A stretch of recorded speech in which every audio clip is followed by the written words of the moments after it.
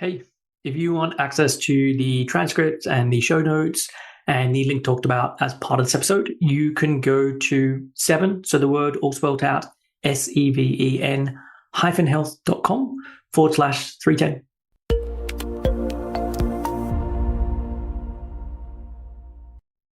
Hey everyone, welcome back to another episode of Real Health Radio. I'm your host, Chris Sandel. I'm a nutritionist and a coach and an eating disorder expert, and I help people to fully recover. So before we get on with today's show, I want to have two announcements. The first is I'm taking on clients. If you are struggling with an eating disorder and you want to reach a place of full recovery, I would love to help you get there. And this is the case whether you've been struggling for a very short amount of time or this has been going on for decades. There's many clients that I work with where this eating disorder developed in their teenage years and they're in their 40s and 50s and they're able to reach a place of full recovery. So if that is you and you're sick and tired of feeling sick and tired and exhausted of living with an eating disorder, I would love to help you get to a place of full recovery. So to do that, if you're interested, you can send an email to info@7-health.com and in the subject line, put coaching as part of the subject line, and then I can send over the details about that. The second thing that I want to mention is that I've been using Instagram again fairly consistently. So I've got a pretty love-hate relationship with social media.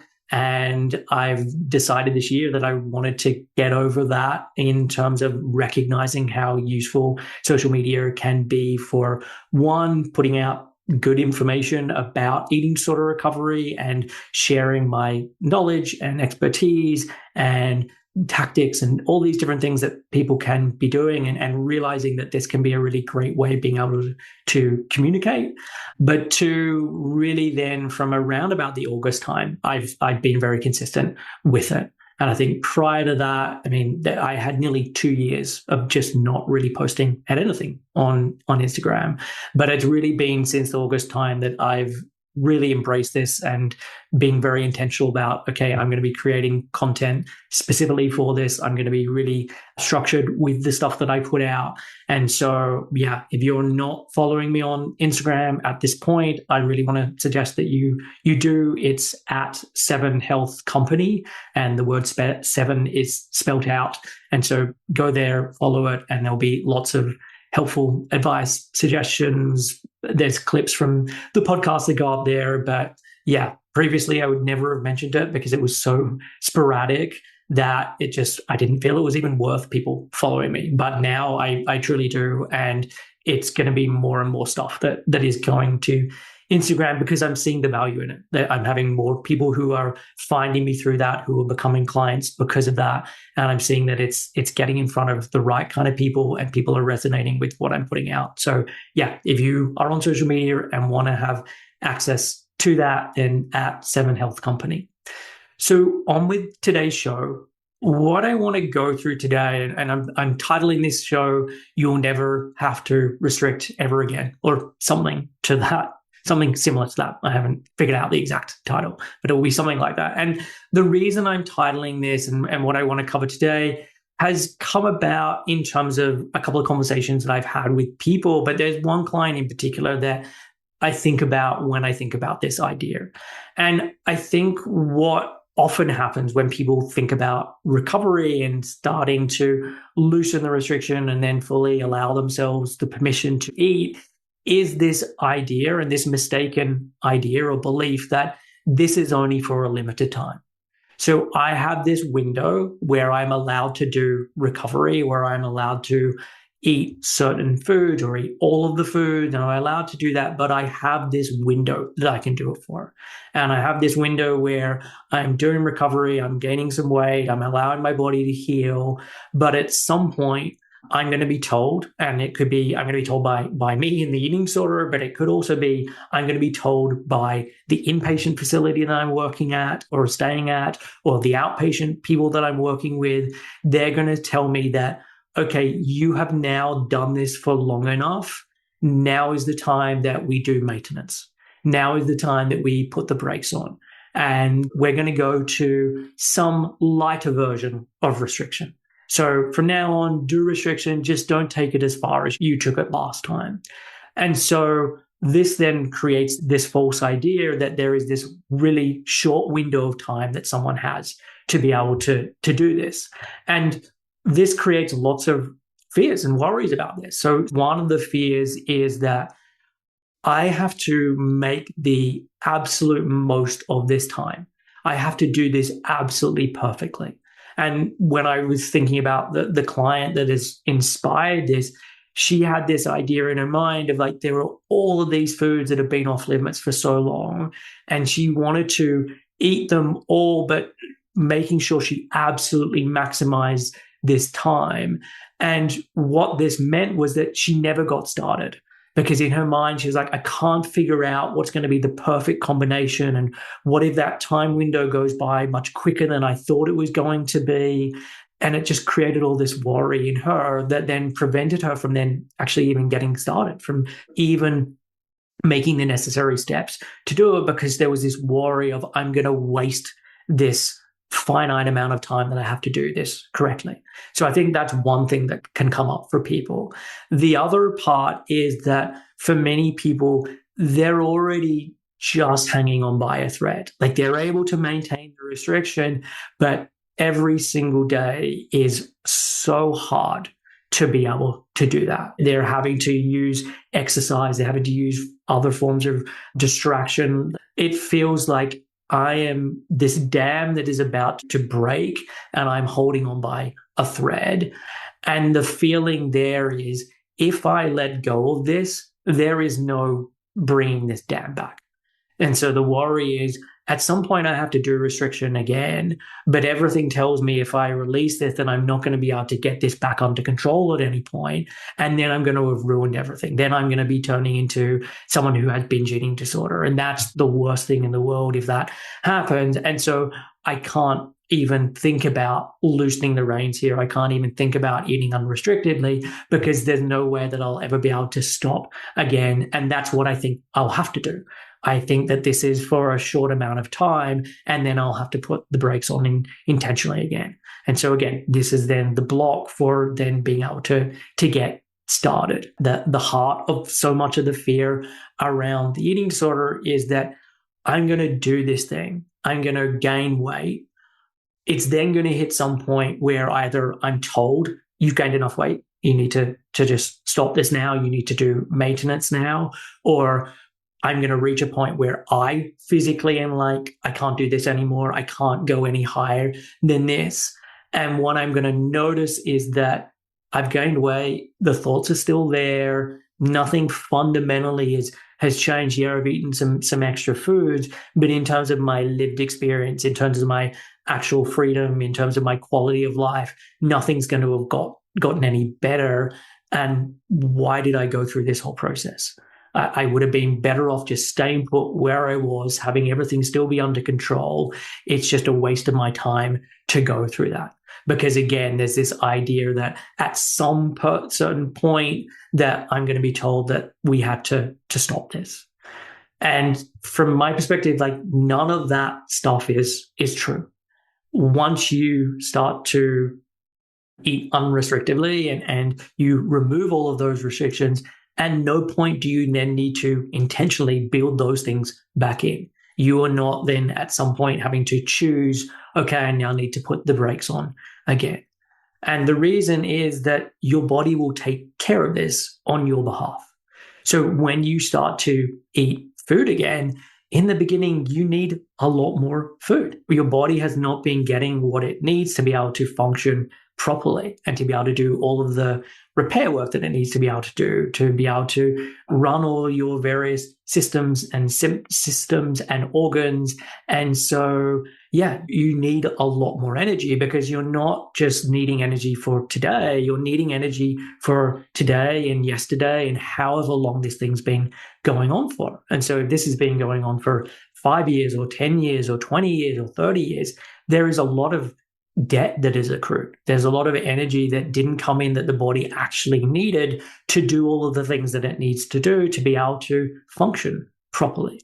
And so in the beginning, there is a much higher demand for energy so that your body can do that repair work to get you back to a place where everything is working as it should. And so, yeah, there is going to be a period of time where your calorie needs and the energy demands of the body is much higher. And how long that goes on for will depend. It will depend on one, how long has the eating disorder gone on for in the first place? Two, how much energy debt has accrued? And three, how quickly are you able to allow that energy to come in so that that repair can take place? And so all of those are then going to be factors in terms of how long that process takes. So I can't give you a number of, oh, it's only going to be 2 months or it's going to be definitely 2 years. I don't know what it's going to be. And I know that doesn't ease any of the anxiety, but I want to be honest when talking about this stuff. But what will happen, and this isn't a, oh, maybe it'll happen, it will happen, is at some point your body has done that repair work. And the amount of energy that it needs is now much more reduced because no longer is it having to deal with the energy for today plus all of the days prior. It's now just dealing with the energy for today.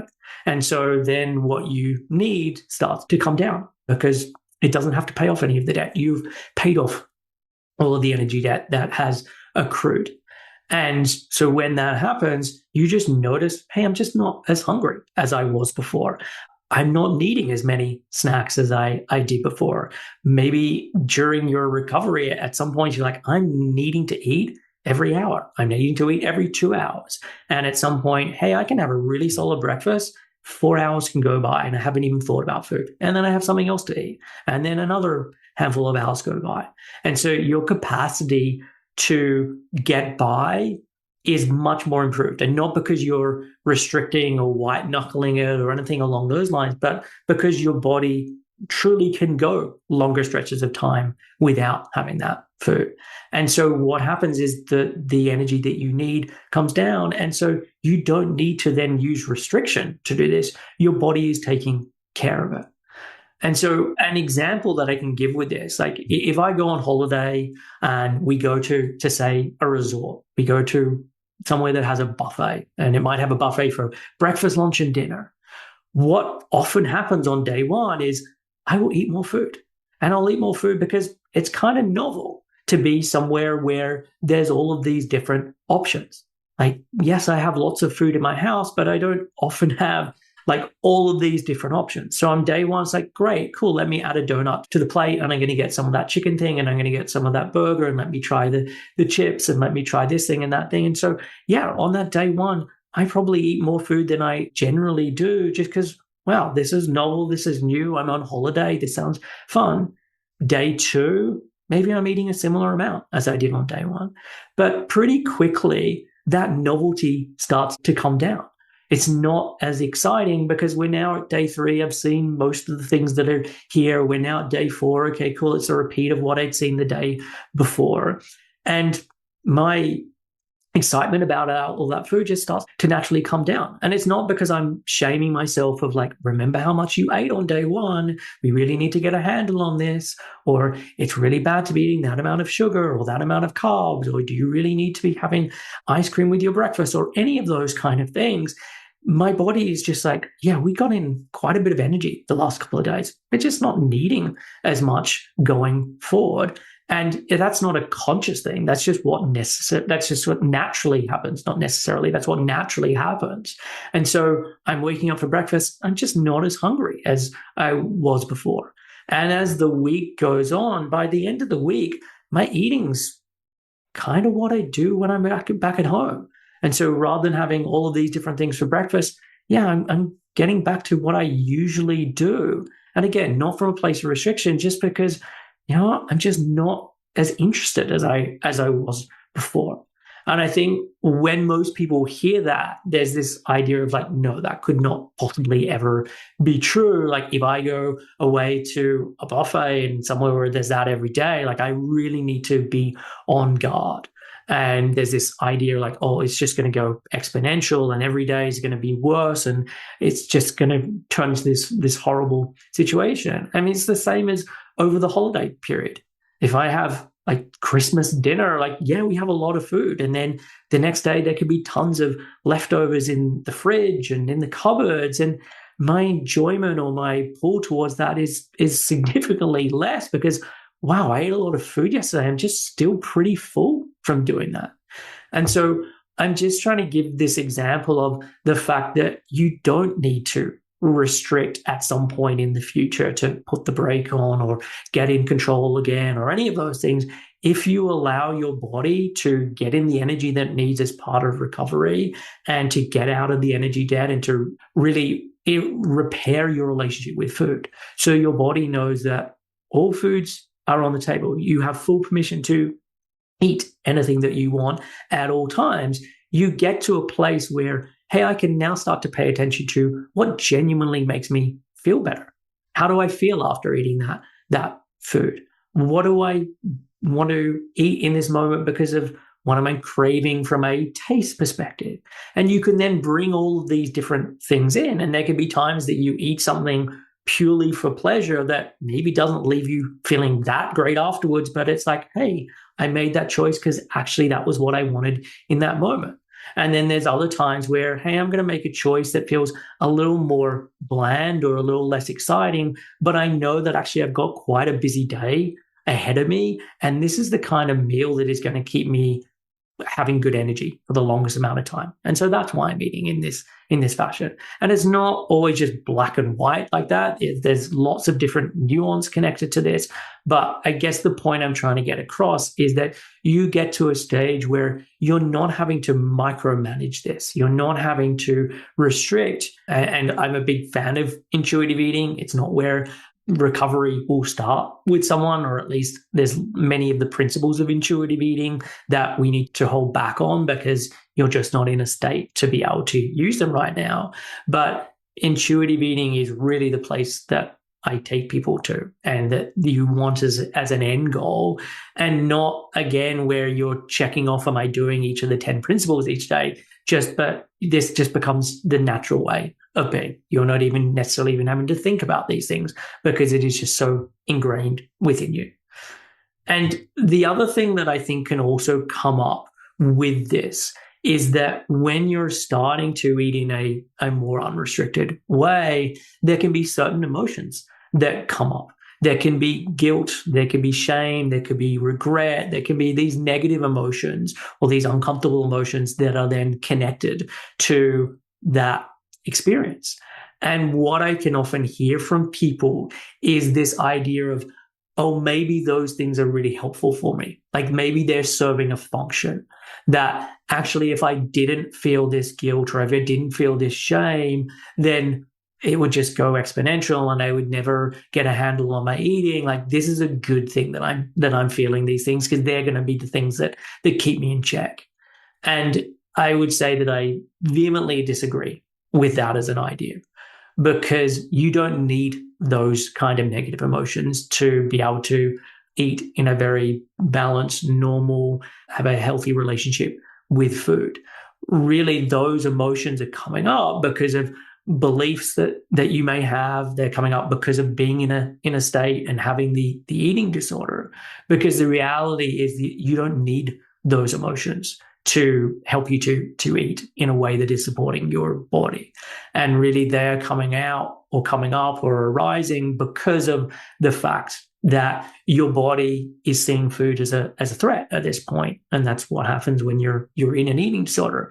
And so your body is then connected to that experience that you just had of eating, is having these emotions rise up because it sees food as a threat, and you've just done something that's threatening, and it's trying to keep you safe. And so we're having this emotion come up as a way of seeing if we can change your behavior next time. I felt guilty after eating last time, so that if we have that guilt arise up, maybe next time you won't do it. But really, it's recognizing that this isn't helpful. I can use discernment to recognize that actually these emotions aren't helpful, and they can be here, they can occur, but it's actually not going to change my behavior, because in the long run, long term, we don't want those emotions to be there. And that's nothing that you have to do. Emotions will rise of their own accord, but the more you do this, and by this I mean do recovery, eat in a way where you're providing your body with everything it needs, you're eating in a very unrestricted way, that's how those things start to change, because your body then learns like this isn't actually a threat, and you get out of the state that you had been in. And so that is really all I had to say today. This is a topic or an idea that I'd been thinking about for a while, and I see it coming up a lot. But I really want to hammer this point home that when you do recovery, you are never going to have to restrict ever again. You aren't going to have to put the brakes on. You aren't having to do restriction light at some point in the future. You are able to give your body what it needs, and your body will then be able to guide you to do this. And at the point where it now needs less food, it will allow you to know that. It will let you know of that.